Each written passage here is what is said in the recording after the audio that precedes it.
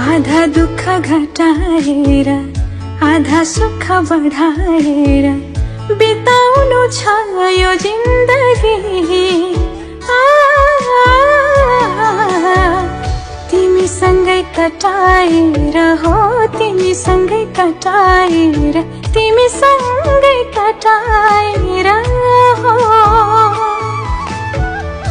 आधा आँसु मेटाएर आधा हाँसो बढाएर आधा आँसु मेटाएर आधा हाँसो बढाएर श्रृंगार्नु छ यो जिन्दगी।